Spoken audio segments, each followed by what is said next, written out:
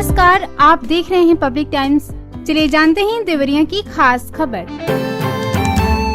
बगौज घाट की एक महिला ने पुलिस को दिए तहरीर में आरोप लगाया है कि गांव का एक युवक उसकी लड़की से घर में घुसकर मुंह बांधकर जबरदस्ती दुष्कर्म कर रहा था। लड़की के शोर करने पर वह पहुंची तो युवक महिला को दांत से काटकर चाकू दिखाकर फरार हो गया। युवक के साथियों ने रात में नाबालिग को अगवा कर लिया है। मां ने कार्रवाई की मांग की है। बगौज घाट थाना क्षेत्र के एक गांव की महिला ने थाने में दिए तहरीर में आरोप लगाया है कि उसकी नाबालिग लड़की से गाँव का ही एक युवक बात करता था। वह घर में घुसकर लड़की से दुष्कर्म कर रहा था। लड़की के शोर मचाने पर महिला दौड़कर गई तो युवक भागने लगा। महिला ने उसे पकड़ लिया। तभी युवक ने महिला को दांत से काट लिया और चाकू दिखाकर धमकाते हुए भाग गया। महिला ने बताया कि युवक ने उसी रात अपने साथियों के साथ नाबालिग को अगवा कर लिया है। अब तक लड़की का कोई सुराग नहीं मिल पाया है। महिला थाने का चक्कर लगा रही है। अब तक पुलिस ने कोई कार्रवाई नहीं की है। तरकुला थाना क्षेत्र के आचार्य नरेंद्र देव इंटर कॉलेज पत्थरदेवा के मैदान में पूर्व मुख्यमंत्री अखिलेश यादव की चुनावी सभा के बाद देर रात में टेंट का सामान लोड कर रहे एक मजदूर की डीसीएम की चपेट में आने से मौत हो गई। पुलिस ने शव को कब्जे में लेकर पोस्टमार्टम के लिए भेज दिया। वहीं मजदूर मृतक के भतीजे की तहरीर पर पुलिस एसडीएम चालक के खिलाफ हिट एंड रन का केस दर्ज कर कार्रवाई में जुट गई है। भलुनी क्षेत्र के कुइया गांव निवासी दिलीप शर्मा की पोखरे में डूबने से मौत हो गई। सूचना पर पहुंची पुलिस ने शव को कब्जे में लेकर अंतिम परीक्षण के लिए भेज दिया। परिजनों के अनुसार दिलीप पोखरे की ओर गए थे। काफी देर बाद भी जब घर वापस नहीं आए तब उन्होंने उनकी तलाश शुरू कर दी। जानकारी होने पर पोखरे से मृत अवस्था में बाहर निकाला गया। दिलीप की मौत की जानकारी होने पर घर में चीख पुकार मच गई।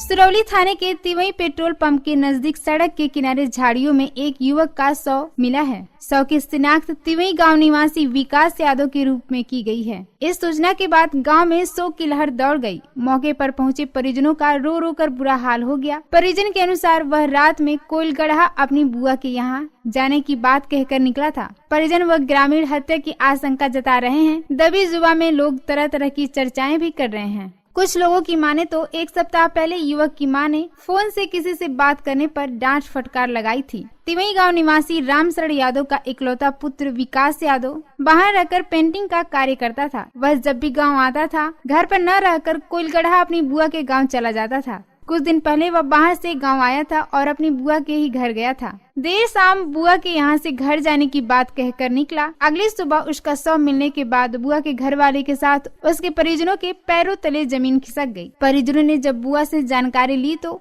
उन्होंने कहा कि वह देर शाम घर जाने की बात कहकर निकला था। विकास का शव मिलने के बाद परिजनों के साथ बुआ के घर वालों का भी रो रो कर बुरा हाल है।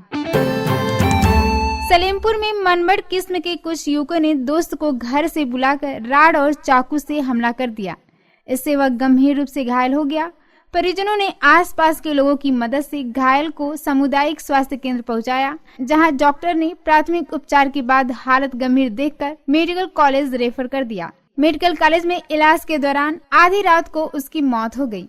उधर मृतक के चाचा हरेंद्र प्रसाद की तहरीर पर गांव के बबलू कुमार समेत अज्ञात लोगों के खिलाफ हत्या का केस दर्ज कर छानबीन शुरू कर दी है। सलेमपुर कोतवाली थाना क्षेत्र के धनगड़ा गांव के सोनू कुमार को गांव के ही एक युवक ने देर रात फोन कर अपने घर बुलाया। आरोप है कि पहुंचते ही पहले से घात लगाकर बैठे बदमाशों ने सोनू के पहुंचने पर सोनू पर रॉड से प्रहार कर दिया। इसी बीच एक युवक ने पीछे से चाकू से हमला कर दिया।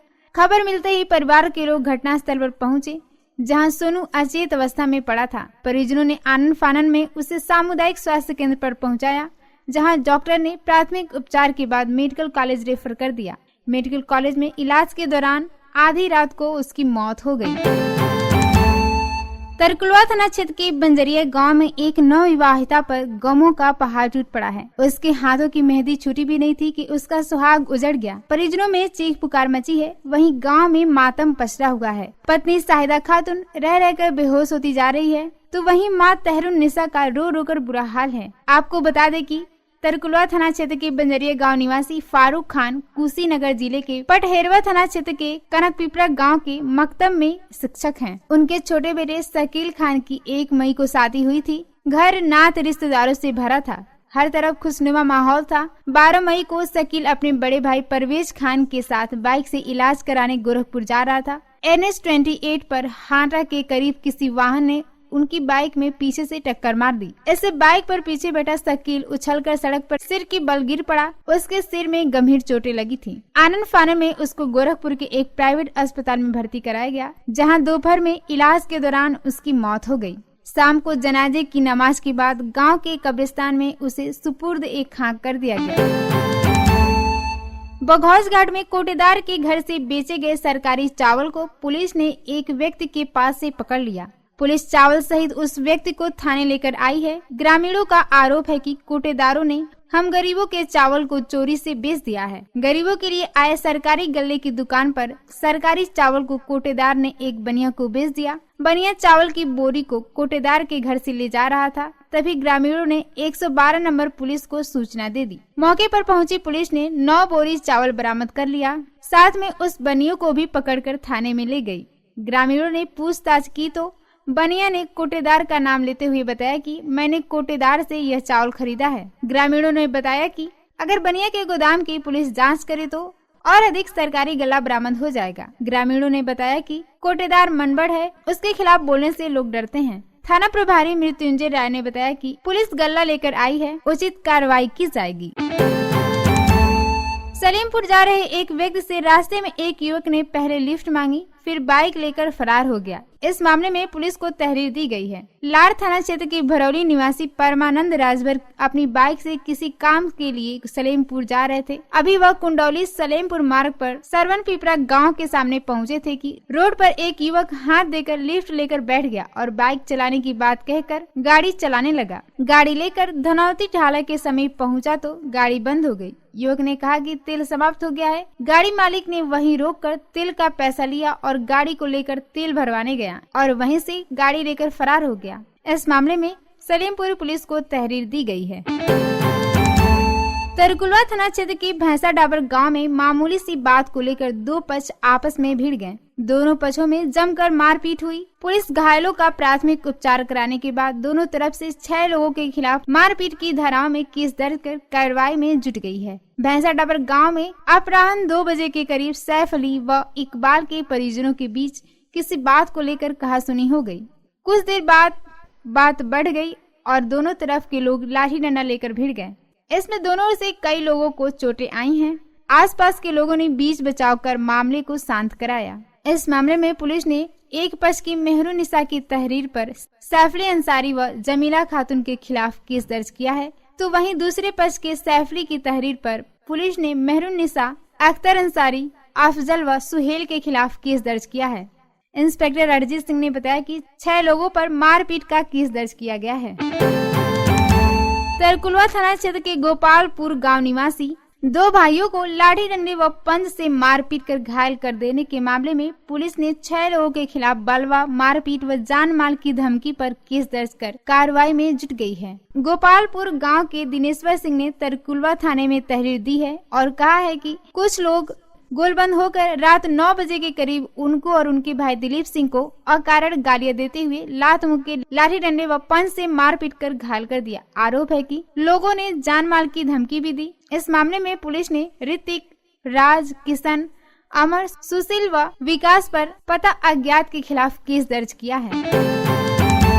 गडेर क्षेत्र के बारीपुर प्राचीन हनुमान मंदिर के निकट रात्रिकालीन पानपुर प्रीमियर क्रिकेट प्रतियोगिता का आयोजन किया गया। खेले गए मैच में बारीपुर की टीम ने टेकुआ को 3 रनों से पराजित कर अगले चक्र में प्रवेश किया। टॉस जीतकर बारीपुर की टीम ने क्षेत्र रक्षण करने का फैसला किया। टेकुआ के बल्लेबाज छोटू 28 और विकेश ने 8 रनों का योगदान किया। टीम ने 7 विकेट खोकर 55 रन बनाए। बारीपुर के गेंदबाज ऋषिकेश और प्रदीप ने 3-3 विकेट हासिल किए।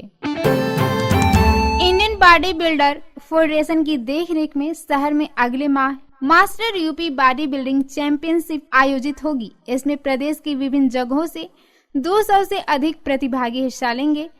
चैंपियनशिप को लेकर आयोजक इसकी तैयारी में जुटे हुए हैं।